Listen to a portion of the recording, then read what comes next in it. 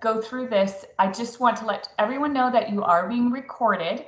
So the session will be shared later on our website and on our social media channels for anyone that was unable to attend today's event. But for everyone's information, you are being recorded. And again, just please keep your phones on mute unless you have a question, or you can also put your question in the chat box. So hold on one second. I'm going to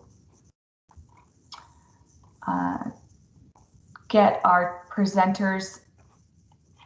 We have so many people on the call today. Okay. So we have about 150 people on this morning. That's so exciting. Welcome and thank you so much for joining us to our second Coffee with the Commission for this month. Our first one had some technical issues, but we've rescheduled and hopefully can hit the ground running this morning with an overview of everything going on here at TREC. We're going to be highlighting information that came out of the last commission meeting and talking about some contract changes and highlighting some key topics that you might be interested in. Today's presenters include our chair of the commission, Scott Kesner, and our executive director, Chelsea Buchholtz, who are joining us this morning. So we're really grateful to have them on the call. We also have several other staff members, our general counsel, Vanessa Burgess, and Abby Lee, our other general counsel, joining us to answer some questions as well. I'm sure through all of the people in this call that we have some of our commission members on here. I did see Bob Leonard join the call. So we're really excited to have several of our commissioners here listening and available. And I just want to thank all of you guys for taking time out of your morning to join us. So with that, I'm going to hand over this call to our presenter, Chelsea Buchholtz. Chelsea, are you there? I am. Good morning. Good morning. Thanks for joining us, everyone. And thanks for your patience with our trouble last week.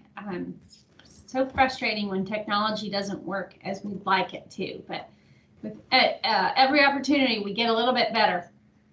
We have several things we wanted to talk about today. I'm going to start off with a few things about just our response to the winter storm, which now that we're a week later, it seems like that's further in our rearview mirror. I know it's about 60 degrees outside in Austin, so hardly a winter storm, but we did announce that we can and will be providing support for any license holder who needs that because of the winter storm. That's on a case-by-case basis. We don't have any sort of waiver from the governor's office that allows us to extend renewals across the board. But if you find yourself in a situation where you needed to renew by the end of February, but instead were boiling snow to use for various things. I know several of us were in that same boat, just trying to survive that week.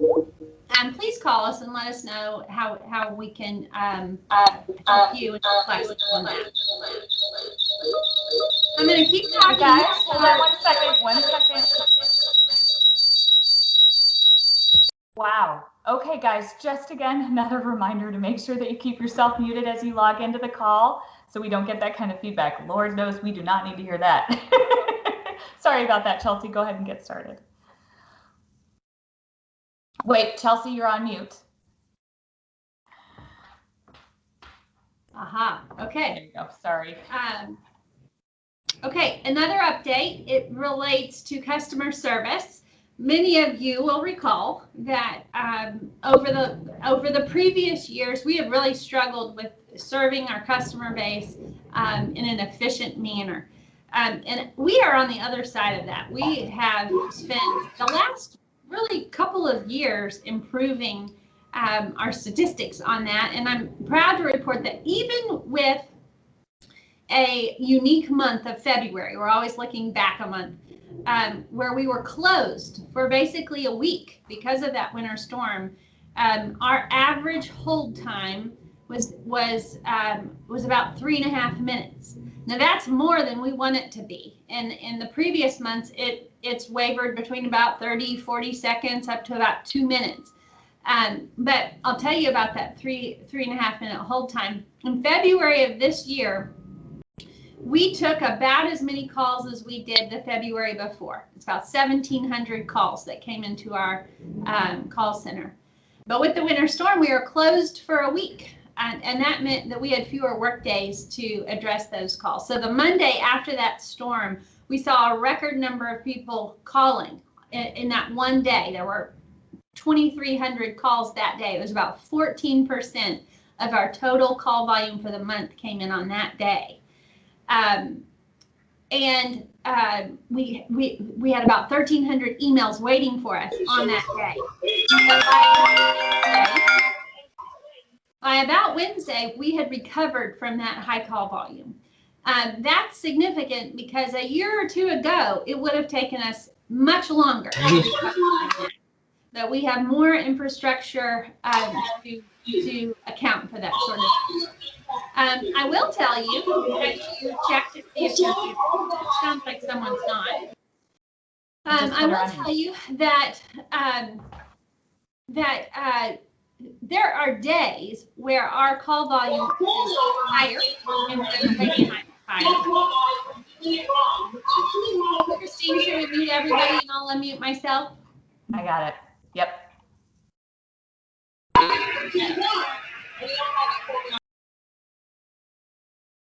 Okay, I just muted everyone.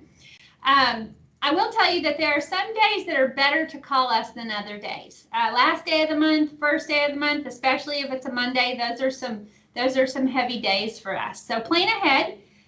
Also between about 10 and 2 are our busy hours. So if you're up first thing in the morning, our phones open at 7 a.m. That's a good time to call us. So I wanted you to have some of those insights just so that we can better serve you. It's important to us that we serve our license holders well.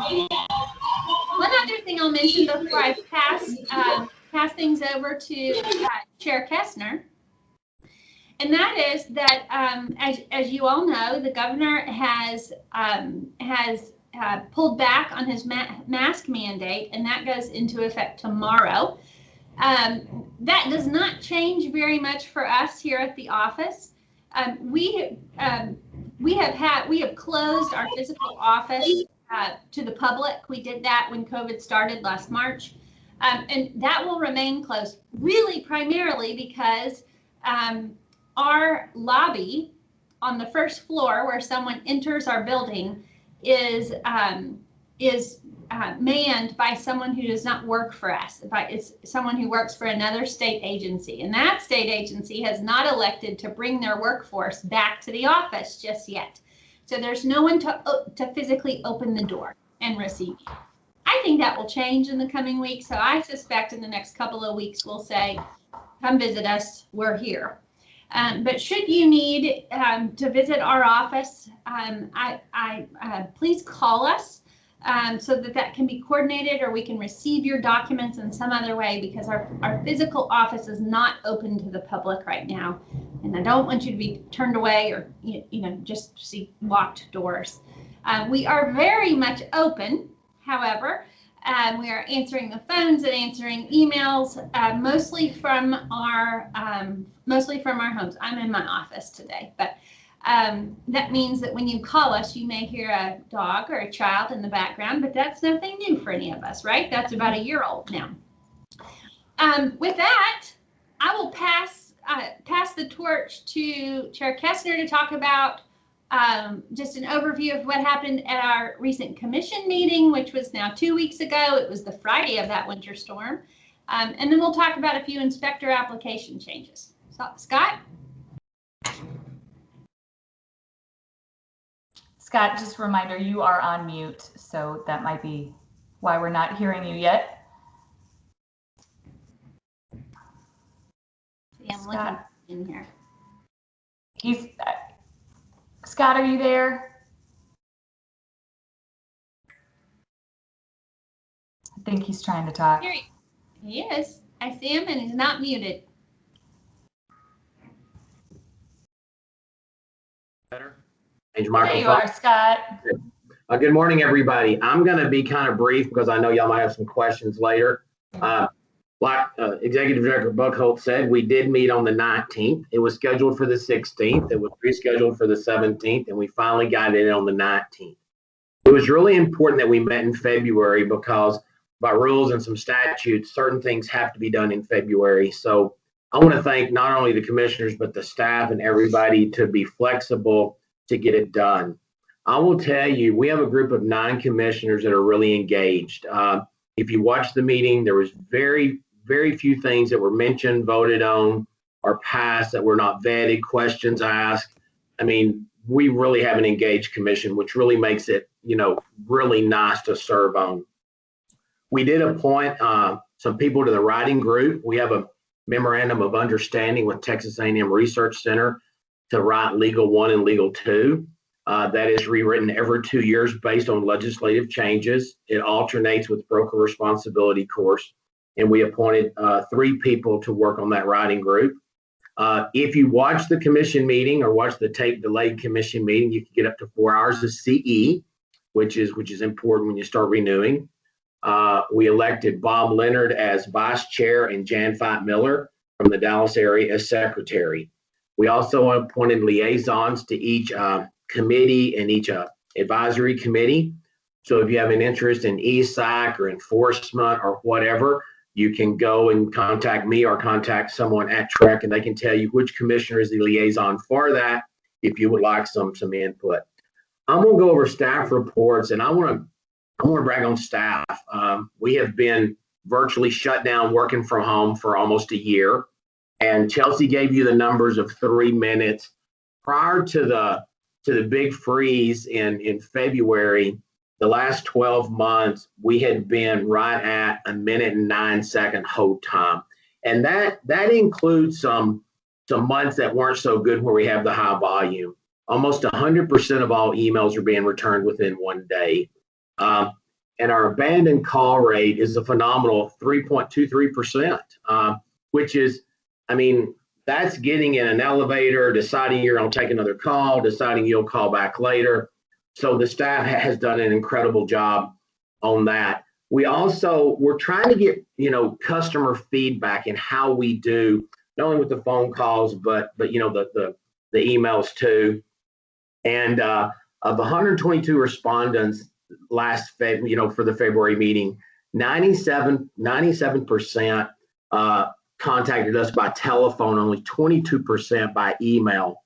Those that contacted us by telephone, 93% gave our person on the other end receiving the call, solving the problem, talking to them, excellent ratings, 93%.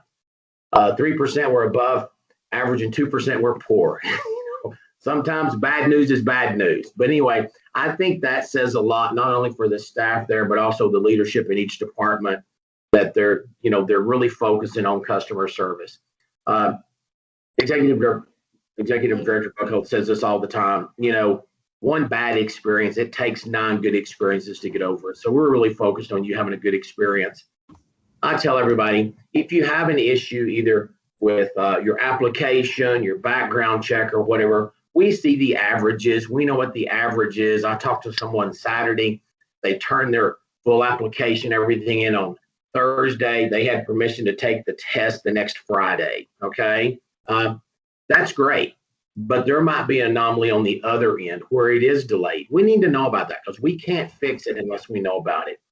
Working virtually, I thought this was an incredible number. Between September 19 and December 19, there were 6,700 applications for salesperson's license. Okay. The same period in 20, from September 20 to December 20, there are almost 13,000. Almost double the number of applications for initial salesperson license, yet our application processing time is going down. Brokers went from 800 to over 1,300, as far as initial applications. TREC is supervising about 201,000 licensees.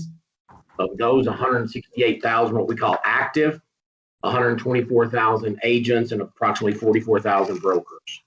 We heard 2 SOA cases at the commission meeting.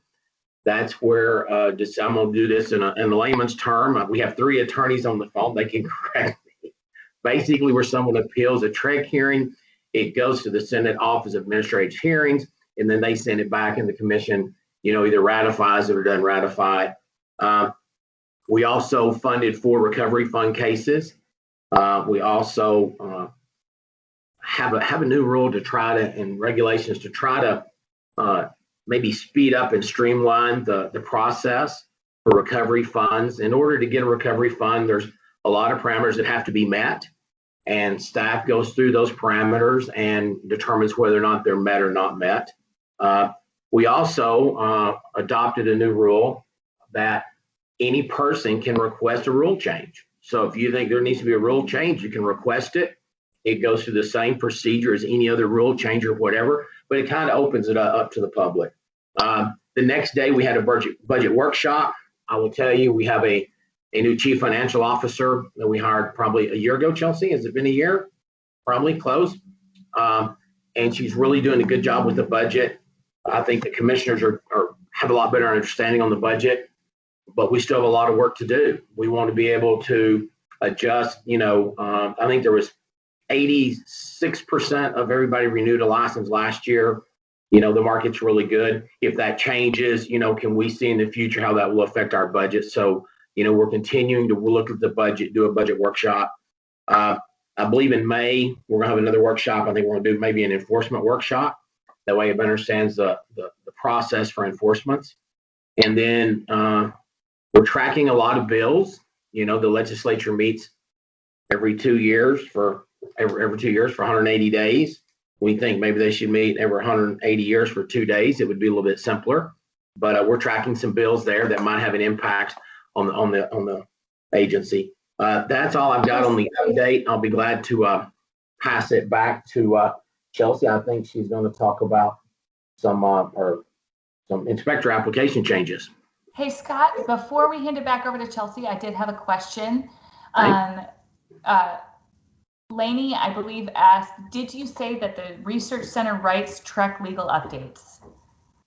We have a memorandum of understanding between the Research Center and the commission to get it written, and they appoint some writers and we appoint some writers. So it's kind of a group effort between the two agencies. And I'm not sure, I think that has probably been going on for probably close to 10 years, the understanding, and they help write it. And they also help provide the initial train the trainer, okay? And that is to the Research Center. That's right. And then the commission ultimately approves the content for those courses. Right. Any other questions we need to address? No, not yet. Go ahead. Okay, I know most likely most people on who are with us this morning are sales agents or brokers, and so I'm not going to spend a lot of time on this, but I did just want to mention that the commission, since the Sunset Report came out about 2 years ago now, a little more than that, have been working to simplify the inspector application process. They're and primarily as it relates to the education required. So the total number of hours of qualifying education that's required for a professional inspector now, which is the most utilized inspector license type, has been cut almost in half, from about 400 down to about 200 hours. And so we are in that transition process between education, as far as what education courses are required. The new inspector licenses began on March 1st, and so we will be in transition until about summer, until the end of June, for what is required to get an inspector license. That means that for those who started their education before March 1st, they can continue that for a time. That if they started after March 1st, then they have less requirements and a different collection of courses. So that's been a long time in the making. Very proud of the efforts of our staff and the inspector committee and all those who have been involved in that. This has been a what I call a heavy lift. I think next we are going to dive a little bit deeper into the contract changes, which my guess is that most of you are here for that. Hey, Chelsea, before you switch to contract changes, I did have two education change questions. Okay. So one inspector actually thanked you for going over that. There is an inspector on the call. And then another asked about appraiser education, any changes to that, which I don't know if we're prepared to talk about today, and then any changes making in regarding to the reduction of the 900 hours for broker licenses. Okay, lots of things to talk about there. On the appraiser side, I will say that we can get into a whole lot more detail if we do one of these with the board, and I'll be more prepared to answer then. But I will say that PIREA is something that has just started on the appraiser side, which is an alternative mechanism for education, which allows for some virtual opportunities. There's no provider that has stepped up to provide that type of education just yet. So we're really in a waiting game in terms of PIREA. That's about all I can say to that. I'm happy to dig a little bit deeper if anyone needs that. But then on the broker side, Broker Responsibility Working Group has worked very hard since last summer, I believe, on getting some recommendations to the commission for some legislative change. I am expecting that those legislative changes may be postponed until the next legislative session, just because of the nature of the legislative session we're currently in. And it's very unique, I'm sure, well, just like our entire world right now. But what Broker Responsibility Working Group is looking at is toggling the hours required on experience and education, allowing some experience in exchange for education. Scott, do you want to talk about that some? Yeah, I mean, I think you summed it up pretty well. You know, if you've been in business 15 years and you've done, 1,500 transactions, or you've managed 300 properties for 20 years, should that offset some of the education? That's what they're looking at.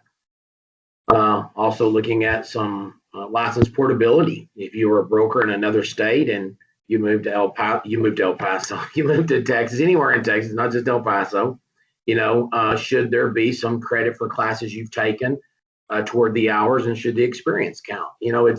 It's one of those things that years ago, when we instituted the number of points to get a broker's license to sit for the broker's test, they came out with a number, and I was lucky enough to sit on that task force, and the number worked really well for a couple years, and they had to go back and redo it. It's kind of a living number. I think Broker Responsibility Group is taking a very tough topic like this and really vetting it, and I think they're making good headway that some experience should count towards some of the hours. So their meeting's actually on tape. I went back and listened to part of it last night. You're welcome to go to the TREC website and listen to the tape on that and watch the agenda, and comment, sit in on the next one. But that is something they are looking at, is experience versus hours. Scott, I want to mention on that front. Oh, sorry, Christine. There's a great tension there that I just want to acknowledge and file in your head for thinking about, and that is that we want greater flexibility for license holders coming to the state of Texas, or who are experienced but not formally educated, until they're not good at their job. And then we want a lot of education and much higher standards than we currently have. And that's the tension we're working in, how to be reasonable in terms of the requirements. Right now, in some respects, Texas has some of the highest requirements in the country. And our governor says that that's unacceptable on a broader scale. He wants to reduce barriers to entry of all license types. And so we are working to honor that wish, while at the same time honoring those who are in the industry and who wish to have a very high standard in the industry. And threading that needle and getting it right is hard, and we're not all going to agree on that. So this is going to be a long conversation about how we do that in the very best way. And I think that it's very important to be engaged on that topic and to bring your opinions and ideas about how best to do that because it's complex. Christine, I think I talked over you. No, that's okay. I was just saying to the group that I did share the information about the next broker responsibility working group meeting in the chat, as well as a link to all of our meetings. I'm not sure if everyone is aware that we do have a page on our website with all of our upcoming meetings. We actually have a calendar on our website, and then on the page I shared is all of our minutes, materials, recordings of all of our meetings. If there is a recording or any information that you need to find about what a committee is doing or planning on doing, that's a page I would highly suggest you check out so that you can see what the commission has been doing and what they will be doing in the next couple of months. That's great. Now for contract changes. Yes. Okay, let's have Vanessa and Abby. I'll turn it over to you. Okay. Hello, everyone. Can you hear me? Yes, we can. Okay. Hi, everyone. I'm happy to be here. This is my first coffee with the commission. And Abby and I are going to go over probably the topic that has the most interest at the commission right now, which are these contract changes. And so Abby and I kind of split it up. We'll do some high-level overview of the changes that have been made. In advance of that, I would say, and I think Christine will probably put some links in the chat. We have some resources on the website for you as it pertains to the contract changes. And I think they are really great resources. One, we've got a few articles. And those articles really dissect the changes themselves. They're very helpful. I go back to them often as well. They're just a good summary. And the other thing that we have up on the website, and you can find it if you click on the rules portion of the web page, and Christine might be able to go ahead and put the link into that as well, are the red line versions of the contracts. And so what you can see there's red and there's blue, and you can see exactly what changes were made to these forms. And I think there's no better way to really digest, okay, how did this change? How did this form that I'm so familiar with, what are the exact specific changes? Read those red lines. They are super helpful in just looking at, oh, okay, that's where this changes. Oh, it looks like they moved this language here. Because there's a lot going on with all of these forms, and I just think that is really the key to beginning to really process what the changes look like. I go back to them all the time. I think they're incredibly helpful. With that said, I'm going to go over some of the high-level changes. Abby will tag in just a minute to cover some of those as well. I will say if you have questions on how you're going to handle this, that's really going to be dependent on how your leadership's going to handle it, what processes you're going to have in place. I highly recommend you look at the resources that we have, you ask your leadership and see how you guys are going to implement these changes. And finally, before I start, I will say that these contract forms are up on the website. They're available right now to use. They will become mandatory April 1. It is March 9th. That means that we are in this strange period where people can be using both. And the number one piece of advice that we keep saying is check which ones you're using. Make sure every single time to check and see which version you're using, because there are addendums that go with the new ones that don't go with the old ones. We're going to talk about paragraph 5 in just a little bit, and I think everyone here knows, hey, that's a significant change, right? You want to know which forms you're using in the transaction, and I would quadruple check it every single time, right? But these will go into effect April 1 for mandatory use. There will likely still be some spillover in that interim time, right? So just always go back and check. Okay, so I will start with the major changes, right? Paragraph 4. So paragraph 4 was changed to include some new disclosure language. It includes language regarding disclosure of existing leases. Those existing leases can include residential, fixture, and natural resources leases. It also prohibits the seller from executing any new lease or amending any lease without the buyer's written consent after the effective date of the contract. Something I'll highlight here too for natural resources leases, and I know this can be really important depending on where you live, but especially in this state. For natural resources leases, the seller either acknowledges that they've delivered a copy of the lease to the buyer or that they will deliver a copy of the lease within 3 days after the effective date. If it's that delivery is within the 3 days after the effective date, the buyer can terminate the contract after receipt of the lease within a period of days set in the contract. So you'll want to check that out. Additionally, you'll see that, and Abby will get into this a little bit later to explain what does this mean, but the previous license holder disclosure language was moved down to paragraph 8. Okay, paragraph 5. This is everyone's favorite. I'm going to give you a high-level explanation, and then there will be no questions ever on how this works, right? No. We've had a lot of questions, and we're, happy to look into it, and I'm sure we'll get some today. So paragraph 5, I call it the option fee paragraph, right? The paragraph 5 is now amended to authorize payment of the option fee to the escrow agent, and that can either be separate or combined with the earnest money in a single payment. And that paragraph also clarifies the order of the application of funds. So this is important. It's going to be credited first to that option fee, then to the earnest money, and then to any additional earnest money. So that opens up, that keeps that option fee in place. That's the order of application, and it's actually laid out in the language. You can go check it out. That language also authorizes the escrow agent to release the option money to the seller without further consent from the buyer. And paragraph 5 also incorporates language that was previously found in paragraph 23 that relates to the termination option and failure to timely deliver the option fee.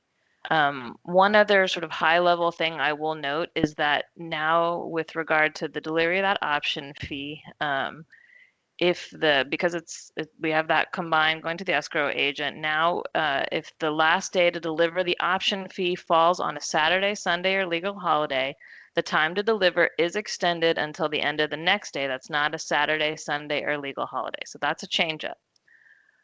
Moving to paragraph 18, which relates back to paragraph 5. It's paragraph 18A. Yes. Oh, I'm so sorry. I just, Lainey asked a question about not only authorized, but required. I think she's referring to the option fee, and I wanted to.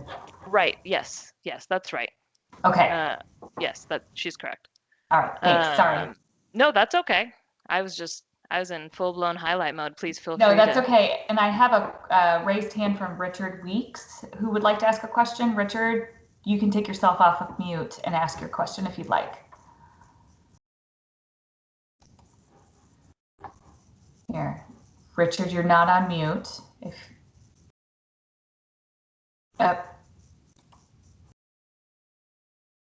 Richard, are you there? Okay, I have another raised hand as well. Hold on. From Deanna Heron. Do you want to ask your question, Deanna? And Richard, if you're having a hard time talking, you can always type your question in the chat box and I'll read it to Vanessa while we're going. Yes, ma'am. Can you hear me? We can hear you just fine. Oh, good. It's working. Okay, so I'm just a little confused. The option money. So is that being pushed to the end now when at closing, or is the seller going to go ahead and getting that option money now? How's that working? So the language does authorize the escrow agent to release that option money, and then I believe Abby's going to get into this a little bit later. It is credited at the end. Am I saying that correctly, Abby? I think you say it in a much better way than I do. Yeah. So if you look at the updated, the new language in the new contract forms, what paragraph 5A4 says is that the buyer has authorized the escrow agent to release and deliver the option fee to seller at any time, without further notice to or consent from the buyer. So we've been hearing from title companies, it's possible that they might do that sort of in the middle of the transaction, but it may be more common for it to be dispersed at closing. And then, of course, the last sentence in that section says that the option fee will be credited to the sales price at closing. And I did have another question about this, so if you don't mind, I'll just pop in and ask Lainey Brown's question. She says, TREC does not govern title companies, correct? So how do you command their cooperation in this process? So I'll give a little bit of an intro, and I know that Scott usually speaks to this this topic in terms of I believe the title industry was the one who kind of started this entire conversation. Is that right, Scott? Yes. When we started revising the contracts back in, I think probably even before I was on the commission, they were talking about revising it. TREC, the Broker Lawyer Committee, Texas Land Title Association, and the Texas Realtors all got together. And this was one of the changes that TLTA was really in support of. I mean, we met with their leadership, and when we put the contracts out, there were over 200 pages of comments. And one of the comments was, thank goodness I've got 50 option fees in my drawer from a title company where they were collecting the option money and couldn't receipt it or whatever. So TLTA was involved. I think Abby will probably cover this later. As far as the title company releasing the seller's funds, the title company still has to abide by a rule they have called good funds. And I think Abby will go over that. But we had the title company at the table when we were putting these contracts together. So it was a joint effort of all industries. And I'll add to that too, just as we've been kind of getting these changes out there, we're seeing TLTA has a great presentation that they've put out. It's got Brian Watts, who is a member of the Broker Lawyer Committee, out there educating the title industry on the requirements of these contracts. I know we've done a little bit of engagement with a different title company going through how do these changes impact title, because there are changes. The responses that we've seen, or that I've seen, because Scott's right, we get we've had over 200 comments for each round of these contract revisions. But what we've seen is a lot of support and a lot of recognition from title industry that this is addressing an issue that they were grappling with. And we've seen a lot of that's what I've seen is a lot of relief, a lot of positive commentary from the title industry that this really lays out the process and allows them to handle situations like Scott just mentioned that they were already dealing with. And I said TLTA, Texas Land Title Association, they're supervised by Texas Department of Insurance, and they've also had input on this at the TDI level. So it has been vetted. Yes, ma'am. Okay, and then yeah. Oh, no, that's okay. I just had a comment. Denise says, so far the title companies she's been working with have been amenable to the change and some are already prepared for this. And then another comment, does the seller have the option of getting the option money before closing, or do they have to wait until closing? Oh, sorry, hold on.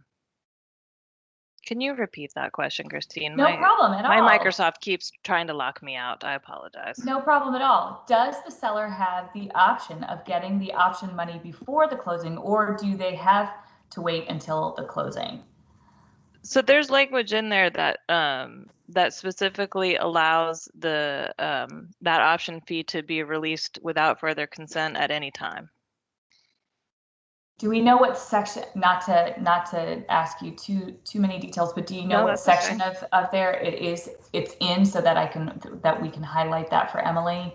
I think that's in paragraph 5. In 5, but it's paragraph 5A4. 5A4. Thank you 5A4. so much, Abby. If there's Okay. anyone who knows the exact pages and location of the contracts, it is Abby Lee. It's very impressive. Exactly. I'm not sure she highlights that as a skill to everyone, but it is true. I will highlight it here for all of you. And then Deanna still has another question. Deanna, Yeah. you can go ahead and take yourself off mute. So one more, and we'll get off this because I know you guys want to move forward. So then, does the seller walk into the title company and they're issued a check, or do they request it and a check is sent to the seller? How is that working?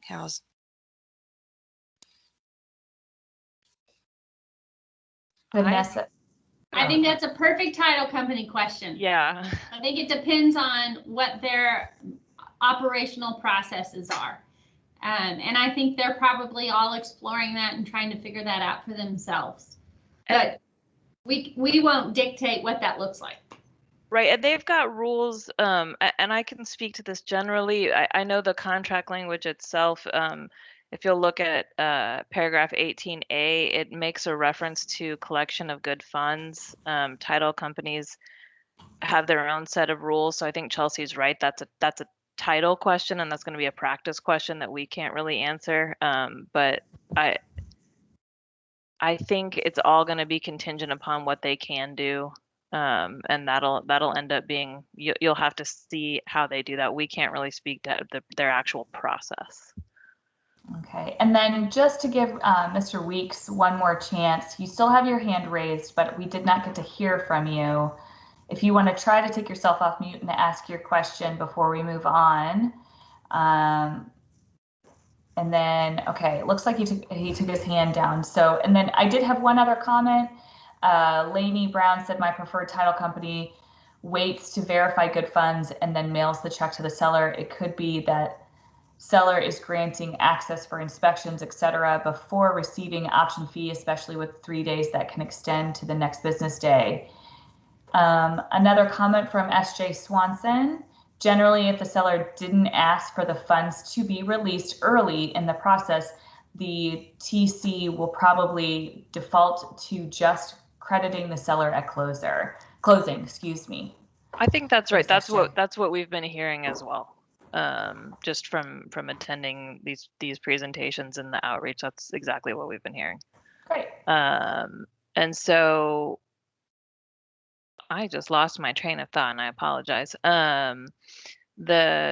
So that paragraph 18A is where you get into that collection of good funds, and there's been some dialogue with TDI, with title industry. So everyone's really been following this entire process from start to finish. And will we see some weird things happen? Probably.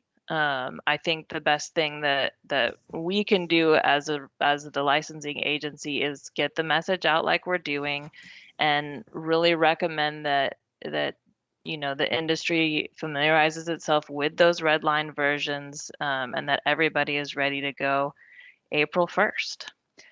With that, I'm going to turn it over to Abby, and she's going to give you some of the other additional highlights of the changes that were made. And we can always go back to any questions or comments that folks have on this topic. I think the paragraph 5 is probably the most interesting of all the changes, but it's important to note that there were some other changes. Some of those disclosures are really important. The 2 new addendums. So I'll turn it over to Abby, and she will give you some of her highlights.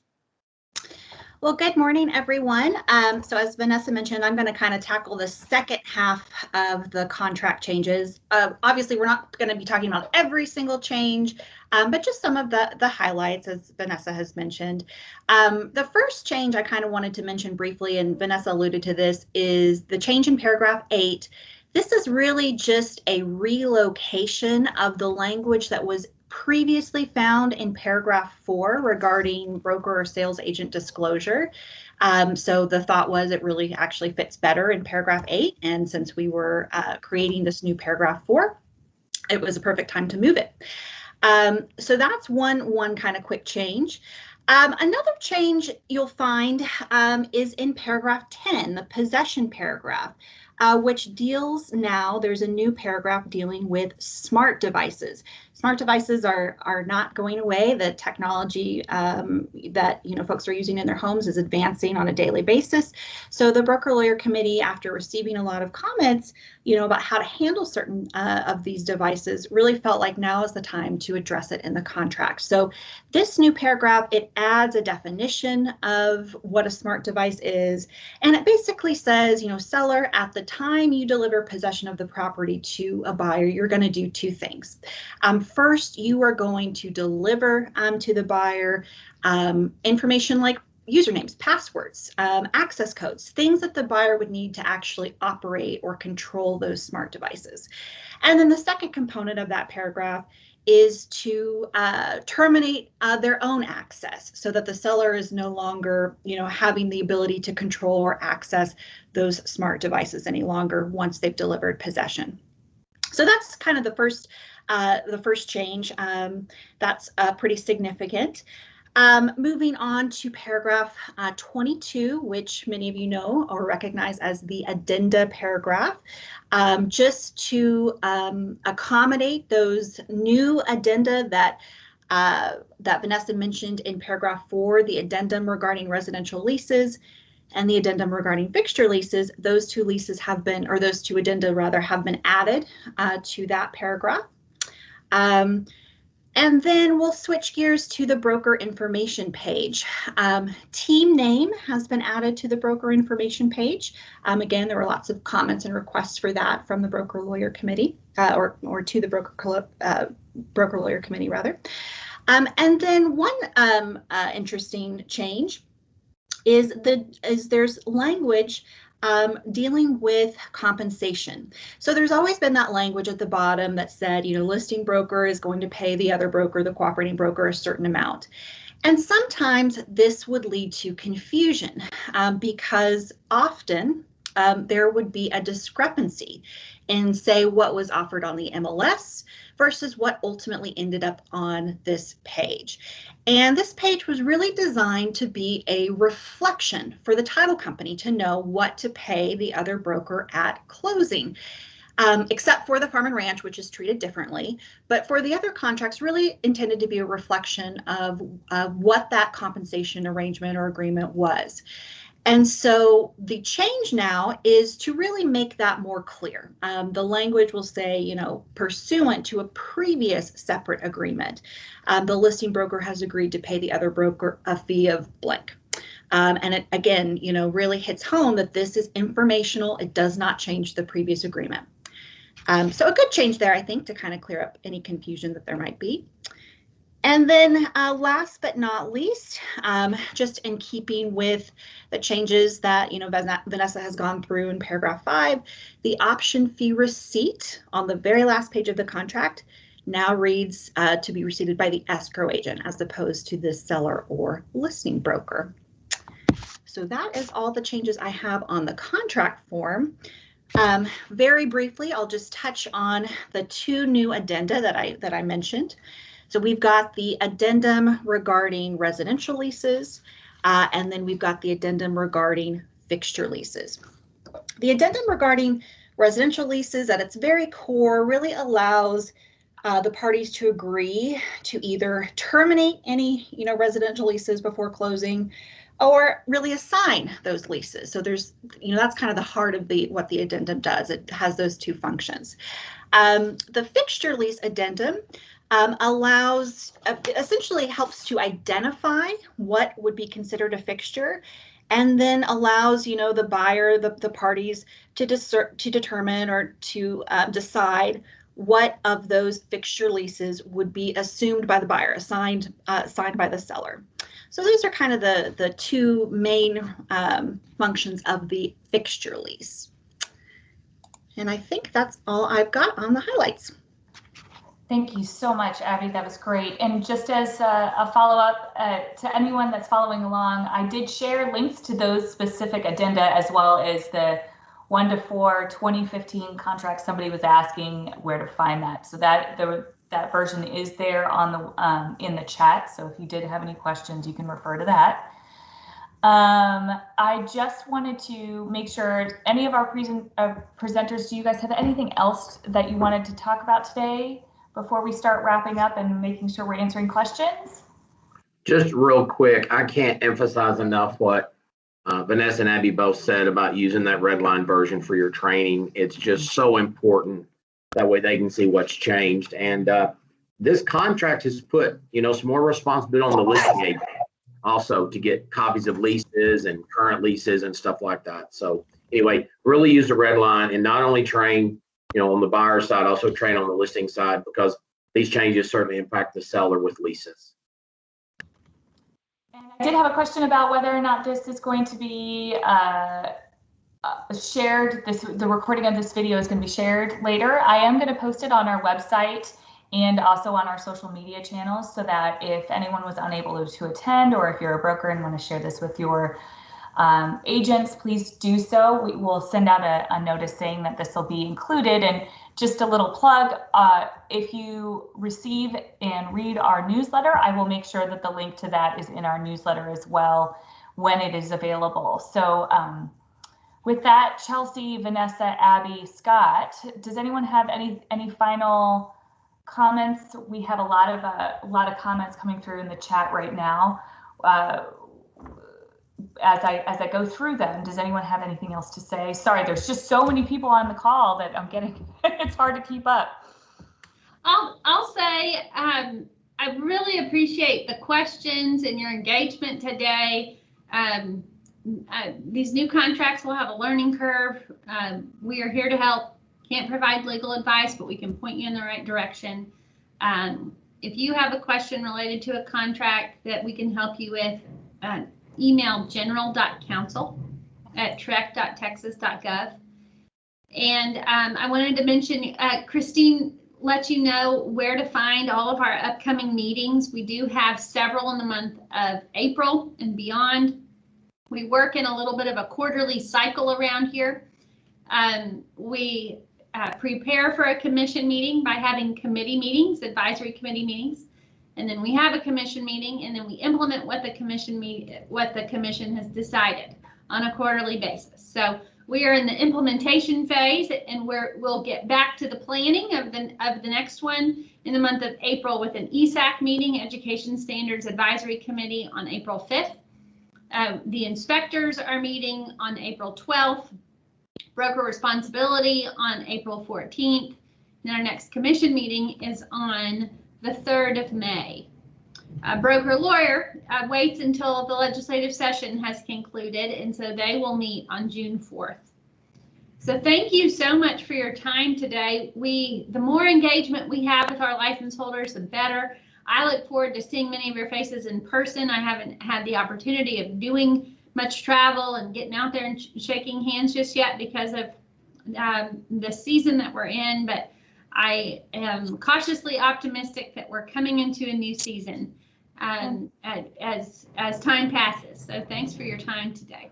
We do have 2 raised hands really quickly, if we can kind of get those questions. Gayla, I'll call on you first if you wanted to take yourself off of mute and ask your question. Just quickly on the smart devices, can y'all hear me? Yes, we can. Okay. On the smart device thing, if the seller was to reset all the devices back to default and gave those passwords, not wanting to give their personal passwords that they use for other secure stuff, would that be acceptable? How do you work that? Well, I know that this is something the broker lawyer committee talked about, and I'll just try to address it really briefly. I think it's less important about handing over your actual usernames or passwords, and the most important thing is to ensure that the buyer has access and control. So if there are multiple ways to allow that buyer to have that same access or control, then that, I think that's the important thing. So it's, if I totally understand if a seller doesn't want to convey, this is the password I use on all of my accounts or something like that. But there can be other ways to get that buyer that same access control, restoring defaults, things like that. That would fall in line with that. And I did have a situation where the sellers did that. They defaulted back to everything, and then a week later or so, the buyers had come back and wanted their personal passwords that they had used. And yeah, so it's and my sellers, of course, wouldn't give it up. They're like, no, we defaulted it back. Maybe they need to call a computer guy. I mean, this was an issue. That's why I'm just asking.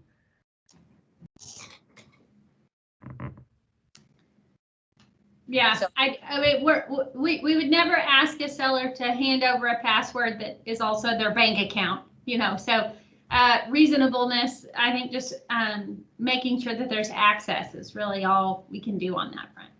All right. Seller just do their best in giving them what, you know, all the default stuff, basically. Okay. Thank you.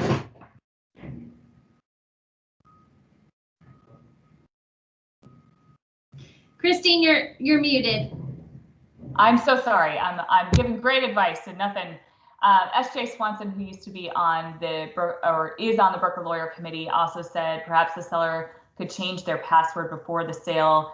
There's a requirement to provide full access. And they did that. They did Okay. do that. Okay. Greg Phillips, one last question, and then we're going to go ahead and wrap up.